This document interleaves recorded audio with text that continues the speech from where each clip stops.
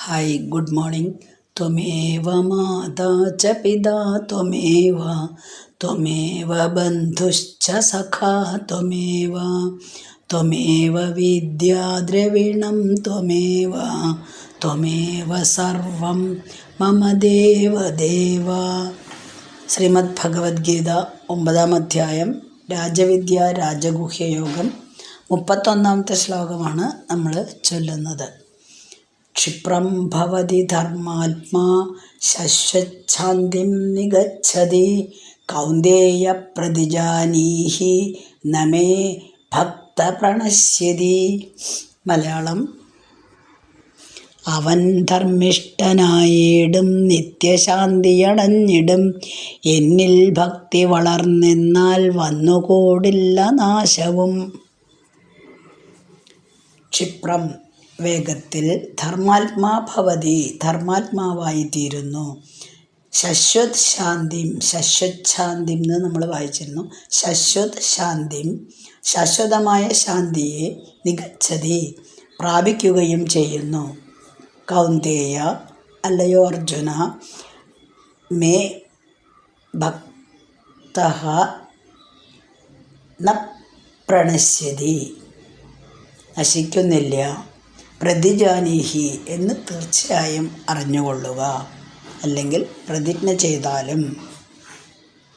കഴിഞ്ഞ ശ്ലോകത്തിൽ പറഞ്ഞു, ദുരാചാരനാണെങ്കിൽ പോലും അവർക്കും പരമപദം പ്രാപിക്കാനായിട്ട് പെട്ടെന്ന് സാധിക്കും. അവരെ നമ്മൾ ഒരു ദുരാചാരൻ എന്ന് മുദ്ര കുത്താതെ ശ്രേഷ്ഠനായി കരുതണം എന്നും ഭഗവാൻ ഉപദേശിച്ചു.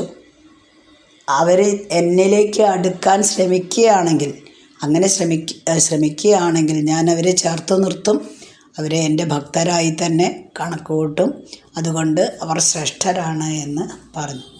ഇവിടെ പറയുന്ന അതിൻ്റെ തുടർച്ചയായിട്ടാണ് ഈ പറഞ്ഞതൊക്കെ സത്യമാണോ എന്നൊരു സംശയം വന്നായിരുന്നു. വേഗത്തിൽ ധർമാത്മാവായിത്തീരുന്നു, ശാശ്വതമായ ശാന്തിയെ പ്രാപിക്കുകയും ചെയ്യുന്നു എന്നാണ് ഇവിടെ പറയുന്നത്.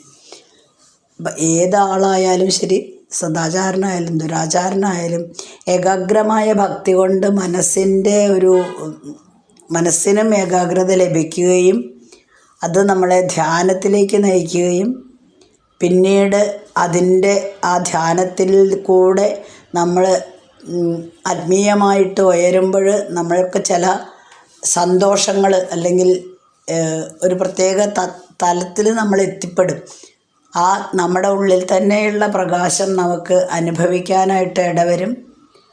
പിന്നീട് നമ്മൾ പെരുമാറുമ്പോൾ സംസാര ലോകത്തിലാണെങ്കിൽ പോലും ആ ഒരു പ്രതിഫലനം, അതായത് നമ്മൾ മറ്റുള്ളവരെ ഇത്രകാലം കണ്ട കാഴ്ചപ്പാടല്ലാതെ വേറൊരു രീതിയിൽ നമ്മൾ അവരെ കാണാൻ തുടങ്ങും. അങ്ങനെ മെല്ലെ മെല്ലെ നമുക്ക് ഭഗവാനിലേക്ക് അടുക്കാനായിട്ടും സാധിക്കും. അപ്പോൾ മനസ്സ് ഏകാഗ്രമായി കൊണ്ടുവന്ന് മനസ്സിൻ്റെ ഭ്രാന്തമായിട്ടുള്ള സഞ്ചാരം നിർത്തി നമ്മൾ ആ സ്വസ്വരൂപം എന്താണ് എന്ന് മനസ്സിലാക്കുമ്പോഴാണ് ആ പ്രകാശം നമുക്ക് അനുഭവപ്പെടുന്നത്. അത് അനുഭവപ്പെട്ട് തുടങ്ങുക എന്ന് പറയുമ്പോൾ നമ്മൾ തന്നെയുള്ള നമ്മുടെ യഥാർത്ഥ സ്വരൂപത്തെ നാം കണ്ടുപിടിക്കുകയാണ് ചെയ്യുന്നത്. അതുകൊണ്ടാണ് ശശ്വത് ശാന്തിം നിഗച്ഛതി എന്ന് പറഞ്ഞത്. ഇത് നമ്മളുടെ കുറേ ദൂരെയൊന്നുമല്ല, നമുക്ക് വളരെ അടുത്ത് തന്നെയാണ്. നമ്മുടെ പ്രതിബിംബം കണ്ണാടിയിൽ കാണുന്ന പോലെയുള്ളൂ. സ്വപ്നത്തിൽ നിന്ന് ജാഗ്രതത്തിലേക്ക് എത്തുന്ന അത്രയും ദൂരമേ ഉള്ളൂ. അതായത് സ്വപ്നം രാത്രി കാണുന്നു, രാവിലെ ആകുമ്പോഴേക്കും അതെല്ലാം മറയുന്നു. അപ്പം എത്ര ദുരാചാരനായാലും നേർവഴിക്ക് മനസ്സുറപ്പിക്കാൻ കഴിഞ്ഞാൽ അയാൾക്ക് ആധ്യാത്മ ജീവിതയാത്ര ആരംഭിക്കാം എന്ന സത്യം പ്രഖ്യാപിച്ചു. ലക്ഷ്യം നേടുന്നവരെയുള്ള അയാളുടെ ഘട്ടങ്ങളൊക്കെ വിവരിച്ചു. പിന്നീട് പറയണത് എൻ്റെ ഭക്തൻ ഒരിക്കലും നശിക്കുന്നില്ല എന്നാണ് അർജുനനോട് പറയുന്നത്. നമേ ഭക്തഃ പ്രണശ്യതി എന്നാണ്. അത് ഉറപ്പാണ്, ഞാൻ തരുന്നൊരു ഉറപ്പാണ്. നിശ്ചയദാർഢ്യ ആത്മാർത്ഥതയുമുള്ള ഒരു സാധകൻ ഒരിക്കലും പരാജയം എന്താണെന്ന് അറിയാനേ പോകുന്നില്ല. ഇതൊരു പ്രതിജ്ഞയായി തന്നെ എടുത്തുകൊള്ളൂ അർജുന. ഈ ദുരാചാരൻ എന്ന് പറഞ്ഞിട്ട് ഒരു കൂട്ടം ആൾക്കാർ നീ ദുരാചാരനായിട്ടൊരിക്കലും ജനിക്കുന്നില്ലല്ലോ. ജനിക്കുമ്പോൾ അവരെല്ലാവരും എല്ലാ മനുഷ്യരും ഒരുപോലെ തന്നെയാണ്. അത് കഴിഞ്ഞ് അവരുടെ ജീവിത സാഹചര്യങ്ങൾ കൊണ്ടാണ് അവർ ദുരാചാരന്മാരായി തീരുന്നത്. കാരണം ഏതെങ്കിലും ഒരു സാഹചര്യത്തിൽ അവരോട് മറ്റുള്ളവർക്ക് ദേഷ്യം വരുന്നു.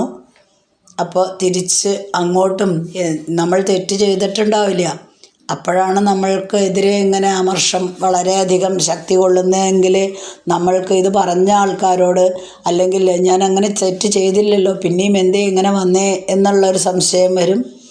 അപ്പോൾ അവർക്ക് മറ്റുള്ളവരോട് എന്തായിരിക്കും, അമർഷം തന്നെ വരും.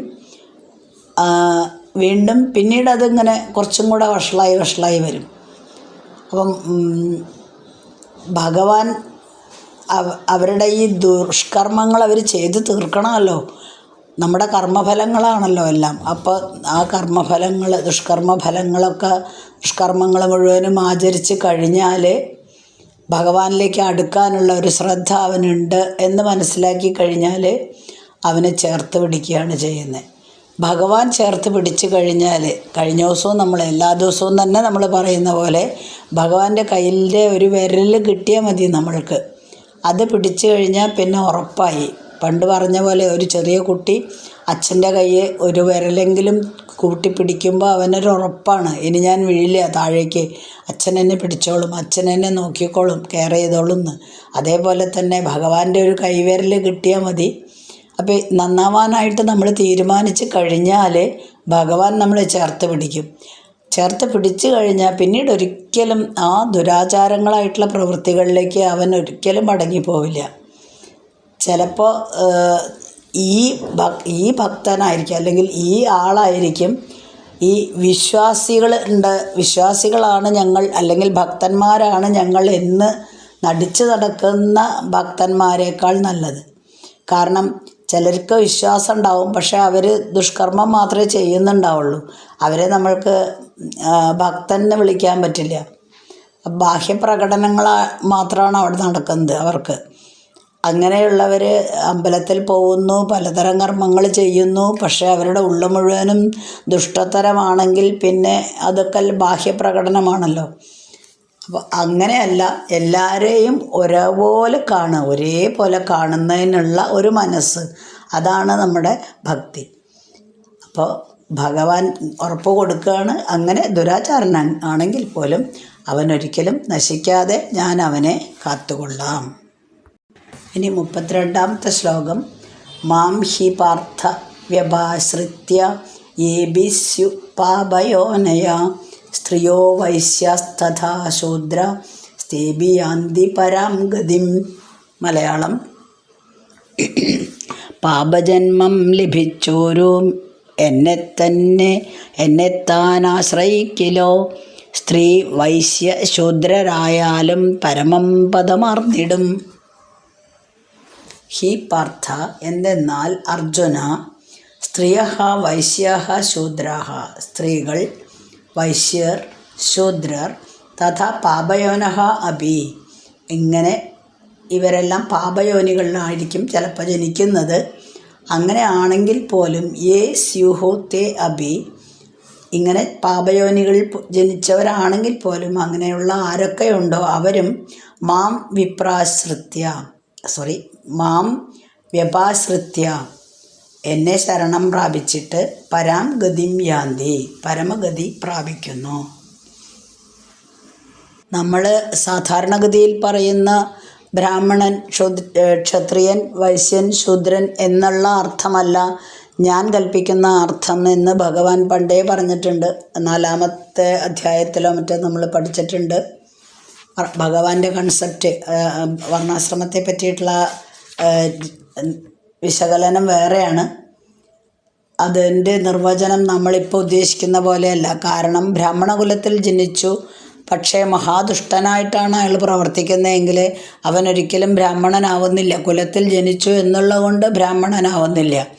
അതേപോലെ തന്നെ തിരിച്ചും പറയാം, ഒരു ശൂദ്രകുലത്തിൽ ജനിച്ചു, പക്ഷേ അവൻ പരമഭക്തനായിട്ടും മറ്റുള്ളവർക്ക് നന്മ ചെയ്തിട്ടും മറ്റുള്ളവരെ ഒരിക്കലും ദുഷിക്കാതെയും ജീവിക്കുകയാണെങ്കിൽ അവൻ ബ്രാഹ്മണന് തുല്യമാണ്. അവൻ ശൂദ്രനാണ് ആയിട്ടാണ് ജനിച്ചത് എങ്കിലും. ഇതാണ് ഭഗവാന്റെ കാഴ്ചപ്പാട്.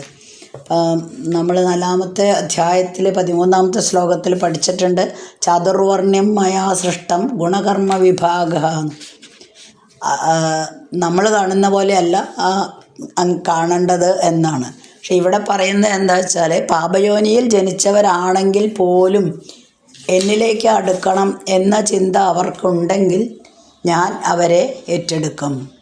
അപ്പോൾ സാത്വികഭാവം കൂടുതലുള്ളവരാണ്, സത്വഗുണം കൂടുതലുള്ളവരാണ് ബ്രാഹ്മണർ. സത്വഗുണവും രജോ ഗുണവും കൂടിയവർ, സത്വഗുണം കുറയും പക്ഷെ രജോ ഗുണം ധാരാളമുണ്ട്, അവരാണ് ക്ഷത്രിയന്മാർ എന്ന് പറയുന്നത്. സത്വഗുണം കൂടിയവർ ബ്രാഹ്മണരും. പിന്നെയും വീണ്ടും പുണ്യം മറ്റ് 2 പേരാണ് വൈശ്യരും ശൂദ്രരും. ഇവരുടെ സത്വഗുണം കുറഞ്ഞ് വരുന്നു. ഇപ്പോൾ മുജ്ജന്മത്തിലെ കർമ്മഫലങ്ങൾ കൊണ്ടാണ് നമ്മളിങ്ങനെ ഓരോ കുലത്തിൽ ജനിക്കുന്നത്. കഴിഞ്ഞ ജന്മങ്ങളിലെ വളരെ പുണ്യം ചെയ്തവരാണത്രേ ഈ നേരത്തെ പറഞ്ഞ ബ്രാഹ്മണനായിട്ടും ക്ഷത്രിയനായിട്ടൊക്കെ ജനിക്കുന്നത്. മറ്റേ പുണ്യം കുറഞ്ഞ് പാപം കൂടിയവർ, പുണ്യപ്രവൃത്തികൾ ചെയ്തിട്ടേ ഇല്ല, അപ്പോൾ പാപപ്രവൃത്തികളാണ് കൂടുന്നത് എങ്കിൽ അവരാണ് വൈശ്യരായിട്ടും ശൂദ്രരായിട്ടും ജനിക്കുന്നത്. പക്ഷേ ഇതിൽ ഭഗവാൻ സ്ത്രീകളിൽ നിന്നും കൂടെ പറയുന്നുണ്ട്. അപ്പോൾ ഈ സ്ത്രീകൾ എങ്ങനെയാണ് ഈ പാപയോനിയിൽ ജനിക്കാൻ കാരണം എന്ന് നമ്മൾ ചെറുതായിട്ടൊന്ന് ചിന്തിക്കുമല്ലേ, പ്രത്യേകിച്ച് സ്ത്രീകളായിട്ടുള്ള നമ്മൾ. അതെന്താണ് കാരണം എന്ന് ചോദിച്ചാൽ, സ്ത്രീകളുടെ ഒരു ജീവിതം എടുത്താൽ തന്നെ മതി നമുക്ക്. അവർ ശരിക്കും അടിമകളെ പോലെ തന്നെയാണ് ജീവിക്കുന്നത്. എത്ര സ്വാതന്ത്ര്യം എങ്ങനെയൊക്കെ കൊട്ടിഘോഷിച്ചാലും ശരി, ഒരു സ്ത്രീയുടെ ദുരിതം, സ്ത്രീകളുടെ ജീവിതത്തിൽ കാണുന്ന ദുരിതങ്ങൾ എത്ര തന്നെ നമ്മൾ ഫെമിനിസം പറഞ്ഞ് നടന്നാലും ഒരു സ്ത്രീയുടെ ജീവിതം എടുത്താൽ അവരനുഭവിക്കുന്ന അത്രയും ദുരിതം ഒരിക്കലും പുരുഷന്മാരനുഭവിക്കുന്നില്ല. കാരണം എല്ലാ പുരുഷന്മാരും അത് ആര് തന്നെ ആയാലും അവരുടെ ഒരാഗ്രഹം ഭാര്യ ഞാൻ പറഞ്ഞത് കേട്ട് ജീവിക്കണം, എൻ്റെ ഒരു അടിമയെ പോലെ തന്നെ നിൽക്കണമെന്നാണ്. ഭാര്യ കുറച്ചും കൂടെ അവരെക്കാൾ കൂടുതലായിട്ട് ചിന്തിക്കുന്നതോ അവരെക്കാൾ നന്നായിട്ട് പ്രവർത്തിക്കുന്നതോ പുരുഷന്മാർക്ക് സാധാരണ സഹിക്കാറില്ല. കുറച്ച് അടിമയായിട്ട് തന്നെ നമ്മൾ സ്ത്രീകൾ ജീവിക്കണം എന്നാണ് അവരുടെ താല്പര്യം, എന്നെ അനുസരിക്കണം. അപ്പോൾ ഏത് തൊഴിൽ മേഖലകളിലാണെങ്കിലും നമ്മൾ കണ്ടിട്ടുണ്ട് സ്ത്രീകൾ ധാരാളം ദുരിതങ്ങൾ അനുഭവിക്കുന്നുണ്ട് അല്ലേ. അതിനെ പറ്റിയിട്ടാണല്ലോ ഇപ്പോഴും നമ്മൾ കേട്ടുകൊണ്ടിരിക്കുന്നത്. സോഷ്യൽ മീഡിയ ചർച്ച ചെയ്യുന്നതെല്ലാം അതുതന്നെയാണ്. സ്ത്രീധനത്തിൻ്റെ പേരിൽ എത്ര സ്ത്രീകളാണ് പീഡിപ്പിക്കപ്പെടുന്നത്. പകുതി പേരും പറയില്ല, ഇതൊന്നും പുറത്ത് പറയില്ല. കാരണം എന്താണ്, സമൂഹത്തിൽ മോശമാണ് അവർക്ക്. അതുകൊണ്ട് അതിനെപ്പറ്റി എടുത്തു കഴിഞ്ഞാൽ, നമ്മൾ ഈ കാര്യങ്ങൾ എടുത്തു കഴിഞ്ഞാൽ നമ്മുടെ വിഷയം തന്നെ ഭഗവത്ഗീതയിൽ നിന്ന് മാറിപ്പോവും. അത്രയ്ക്കധികം നമ്മൾ സ്ത്രീകൾ അനുഭവിക്കുന്നുണ്ട്. അപ്പോൾ അങ്ങനെ അനുഭവിക്കുന്ന സ്ത്രീകൾ എന്തൊക്കെയോ പാപകർമ്മങ്ങൾ മുജ്ജന്മത്തിൽ ചെയ്തത് കൊണ്ടാണ് ഇങ്ങനെ അനുഭവിക്കേണ്ടി വരുന്നത്. ഇപ്പോൾ പാപയോനിയിൽ തന്നെ ജനിക്കേണ്ടി വന്നത്. അതുകൊണ്ട് അവരാണെങ്കിൽ പോലും, അതുകൊണ്ടാണ് സ്ത്രീകളെ പോലും ഇതിൽ പെടുത്തിയത്. അവരാണെങ്കിൽ പോലും ധാരാളം ശ്രേഷ്ഠരായിട്ടുള്ള സ്ത്രീകളുണ്ട് അല്ലേ. ഭഗവത് ഭക്തി കൊണ്ട് ശ്രേഷ്ഠരായി തീർന്നിട്ടുള്ള സ്ത്രീകൾ ധാരാളമുണ്ട്. അതുകൊണ്ടാണ് സ്ത്രീകളോട് പറയുന്നത്, നിങ്ങളും എന്നെ ഭജിച്ചാൽ ഞാൻ നിങ്ങളെയും ചേർത്ത് നിർത്തും. ശൂദ്രരും വൈശ്യര് എല്ലാവരെയും, അതുപോലെ തന്നെ സ്ത്രീകളെ. ഇപ്പോൾ മഞ്ജുള നമ്മൾ കേട്ടിട്ടുണ്ട്, മഞ്ജുളയുടെ കഥ കേട്ടിട്ടുണ്ട്, കുറൂരമ്മയുടെ കഥ കേട്ടിട്ടുണ്ട്, രാമായണത്തിലെ ശബരിയുടെ കഥ കേട്ടിട്ടുണ്ട്, ഇനി നാരായണത്തിലാണെങ്കിലോ ഗോപികമാരുടെ കഥ കേട്ടിട്ടുണ്ട്. ഇതെല്ലാം എന്താണ്, ഭഗവത് ഭക്തി കൊണ്ട് ശ്രേഷ്ഠത കൈവരിച്ചിട്ടുള്ള സ്ത്രീകളാണ്. ഇനി വൈശ്യന്മാരെന്ന് പറഞ്ഞിട്ടുണ്ടെങ്കിൽ കച്ചവട മനസ്ഥിതി കൊണ്ട് ലാഭം എങ്ങനെയെങ്കിലും നേടണം എന്നുള്ള കൂട്ടിക്കിഴിക്കലുകളൊക്കെ നടത്തി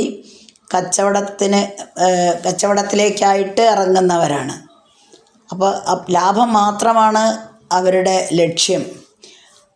അവർക്ക് ധ്യാനം അങ്ങനെയുള്ള കാര്യങ്ങളിലൊന്നും വലിയ താല്പര്യം ഉണ്ടാവില്ല.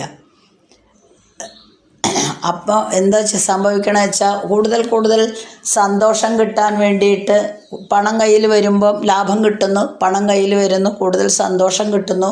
അപ്പോൾ കൂടുതലായിട്ടും സന്തോഷം കിട്ടുന്ന ഒരു കാര്യമാണല്ലോ. എല്ലാവരും ഹാപ്പി തന്നെയല്ലേ അങ്ങനെ കിട്ടിക്കഴിഞ്ഞാൽ. അതുകൊണ്ട് ഇനിയും കൂടുതൽ പണം സമ്പാദിക്കാൻ വേണ്ടിയിട്ട് ശ്രമിക്കുന്നു. ചിലപ്പോൾ അത് വളരെയധികം കലഹത്തിലേക്ക് എത്തിക്കുന്നു. അങ്ങനെ അവരുടെ ജീവിതം വെറുതെ നശിച്ചു പോകുന്നു. കാരണം ആധ്യാത്മിക പുരോഗതി അവർക്ക് അവിടെ വന്നിട്ടില്ല. അവരുടെ ആഗ്രഹം, അങ്ങനെയൊന്നും ഒരു ആഗ്രഹമേ അവർക്കില്ല.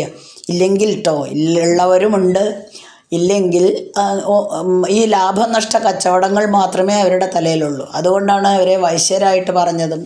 അതുകൊണ്ടാണ് അവർ പാപയോനിയിൽ ജനിക്കാൻ സാധ്യതയും. ഇനി ശൂദ്രശബ്ദം. ആ ശൂദ്രൻ എന്ന് പറഞ്ഞാൽ അലസതയാണ്, ജഡപ്രകൃതിയാണ്. ഇതെല്ലാം നമ്മൾ പണ്ട് തന്നെ ഈ 4-ാമത്തെ അധ്യായത്തിൽ വിവരിച്ചിട്ടുണ്ട്. അപ്പോൾ മറ്റുള്ളവരുടെ അടിമകളായിട്ട് ജീവിക്കുന്നവരാണ് ശൂദ്രർ. പക്ഷേ വിശിഷ്ടരായിട്ടുള്ള ആൾക്കാരുടെ സേവകരായിട്ടാണ് അവർ കഴിഞ്ഞുകൂടുന്നത്. ഇവരാര് തന്നെ ആയാലും ആലസ്യമാണ് ഈ ശൂദ്രരുടെ ഒരു വലിയ ഗുണം അല്ലെങ്കിൽ ദോഷം എന്ന് പറയുന്നത്. അതുപോലെ ഒന്നും ചെയ്യാനുള്ള വയ്യ, പ്രാർത്ഥിക്കുക അല്ലെങ്കിൽ ധ്യാനത്തിലേക്ക് തിരിയുക, അതും വയ്യ. ഇനി ജോലികൾ ചെയ്യുക, അത് സ്വന്തമായിട്ട് ജോലി ചെയ്യാൻ വയ്യ. മറ്റുള്ളവർക്ക് വേണ്ടിയിട്ട് അടിമപ്പണി പോലെ കുറച്ച് ജോലി ചെയ്യാം. അതുകൊണ്ടാണ് അവർ പാപയോനിയിൽ ജനിക്കാൻ കാരണം. പക്ഷേ ഇവരാര് തന്നെ ആയാലും, സ്ത്രീകളായാലും ശൂദ്രരായാലും വൈശ്യരായാലും, അവർ എന്നിലേക്ക് അടുക്കാൻ തുടങ്ങിക്കഴിഞ്ഞാലേ ഞാൻ അവരെ ചേർത്ത് നിർത്തും.